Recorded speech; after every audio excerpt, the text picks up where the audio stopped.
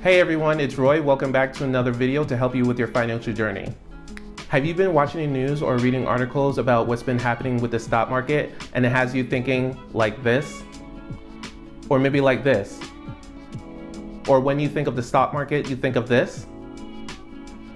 But somehow you're still intrigued and want to get into the action? Don't worry, I'm here to give you a crash course on how you can invest like the pros in the stock market. Before we get into it, don't forget to like this video and subscribe to this channel. So let's talk about why you should invest in the stock market. There's so many reasons as to why people invest in the stock market, but here are some reasons if you're hesitant to begin. Reason one is to grow your wealth.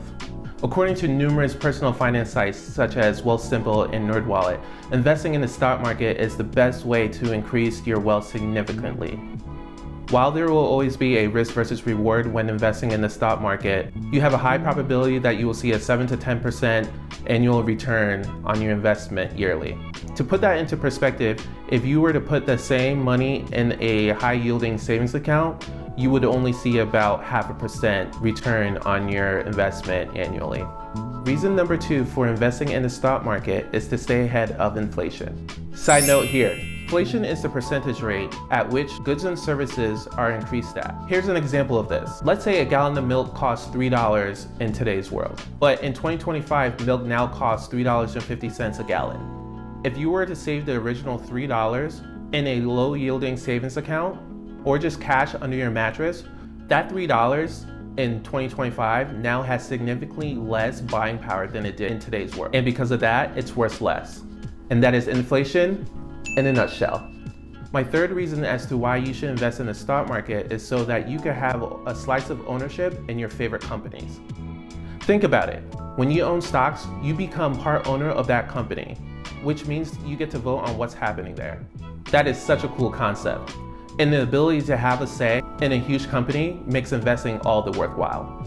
Now that you know why you should invest in the stock market, let's talk about what your risk tolerance is, which in turn will reveal what type of investor you are.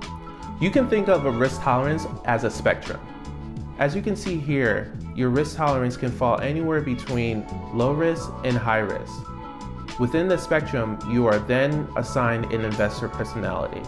There is no right or wrong side of the spectrum, as your risk tolerance and investing personality can change over time. It is crucial to understand what your personal risk tolerance is as well as investor personality is, so you can have a positive experience when investing for the very first time. Once you figure out what type of risk tolerance you have and what type of investor you are, it's now time to figure out what you should invest in. There's tons of options available to you when you start investing, but for the sake of keeping it simple, I'll just highlight some of the most common ones for you. First up is stocks. A stock is an investment in a specific company, such as Apple.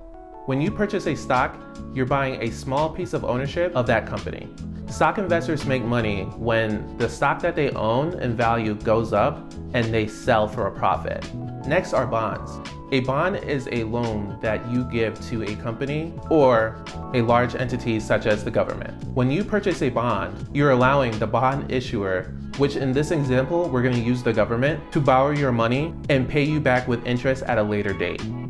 Bonds are considered less riskier than traditional stocks because the return on investments are always almost guaranteed. Then we have mutual funds. Imagine having a grocery bag full of delicious fruits, veggies, and produce. It's everything you want and more at a discounted rate. Sounds like a good deal, right? Because it is. And that's exactly what happens when you purchase a mutual fund. Mutual funds allow investors to buy a bunch of stocks as well as bonds for a single price with a small maintenance fee to ensure that the mutual fund stays updated and maintained over time. Stocks, bonds, and mutual funds are the most common assets that an investor like me or you would invest in. You're probably wondering now, where and how can I purchase bonds, stocks, and mutual funds? If you're already contributing to a 401k or some sort of retirement vehicle, most likely you are already investing in one of these assets or more. If you're looking to invest in addition to your retirement fund, here are some additional places where you can go. You can open up a traditional brokerage account such as Fidelity, Vanguard, and Charles Schwab. Depending on what brokerage firm you use, they will offer additional tips and tricks as well as research to ensure that you invest wisely. Investment apps such as Robinhood as well as Webull are also really good tools if you're looking to invest in individual stocks on the go. So now let's talk about how much money you actually need to start investing. It depends. So I know that's probably not the answer that you were looking for me to hear, but in reality, it's really up to you. Let's face it, we're all in different phases of our lives, which means that some of us have access to more money and some people may have access to less money. But that doesn't mean that you need a lot or a little to begin. But the thing is, as long as you start, you're on the right path. Personally, I started investing with $75 in my investment accounts a month.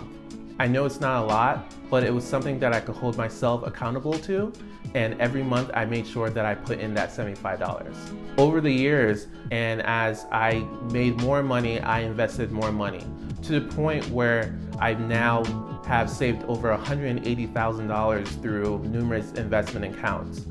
And I didn't start off by putting a lot. It was just putting in small amounts, and eventually through compound interest, that small amounts was able to balloon my savings. Last but not least, let's talk about how long you should invest. And again, this number is really up to you. When we think about investing, I would say 99% of us think about long-term investing. There is that 1% who does day trading, but for most of us, when we think about investing, we're talking about saving money for the long haul, whether it's retirement or 5 to 10 years down the road, so we're able to buy something in the future. In closing, investing in the stock market doesn't have to be scary or complicated. While there are lots of risks investing in the stock market, you do reap the benefits and rewards by investing and holding for a long time. If you like this video and would love to show support, please don't forget to hit the like button, as well as share this video with your friends and family. Lastly, comment below about your experiences investing in the stock market. What's worked, what hasn't worked, and if you haven't invested in the stock market yet, what's holding you back? Until next time, thanks for watching, and I'll see you in the next video.